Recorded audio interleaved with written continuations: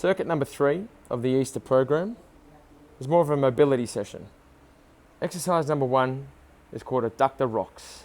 So on one knee with one leg out to the side with the foot square and the foot planted into the ground.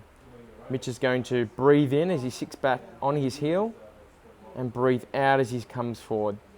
Mitch's goal is to keep his left leg straight, so his knee extended, the foot flat on the ground, and what he's doing is sitting back towards his right heel, therefore getting a stretch of his adductors or groin muscle and hamstring as well.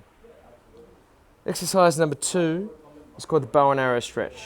This is the thoracic mobility, so the upper back mobility. Laying on Mitch's side, he's going to put one hand out in front with his knees up at 90 degrees, driving his knees into the floor. He's going to reach forward like he's grabbing an arrow.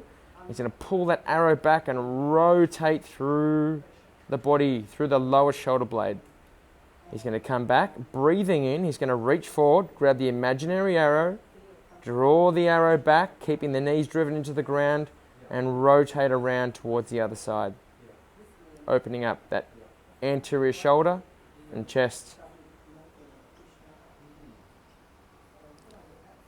Exercise number 3 of this circuit is called a hamstring kick. So Mitch will lay down on his back, pop one leg up to the ceiling, and interlock his fingers behind his knee. He's going to flex the leg down towards the backside and kick out towards the ceiling, therefore lengthening out the hamstring, flexing the toe back towards the head.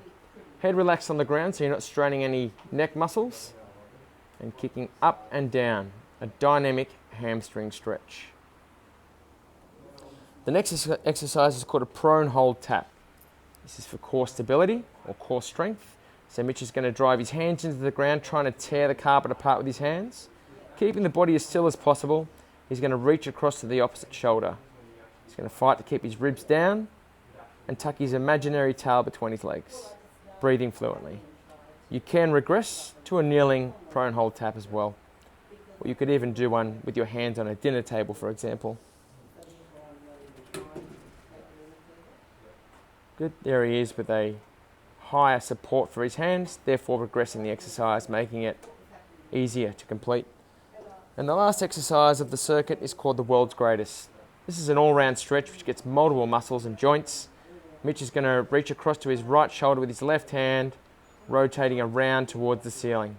He'll drive his hands into the ground, good, and then he'll rotate round towards the ceiling. What Mitch is doing there is he's keeping his right leg straight, therefore opening up his right hip flexor and keeping his left knee slightly bent, and he's getting a glute stretch in that left glute and also rotating the thoracic spine.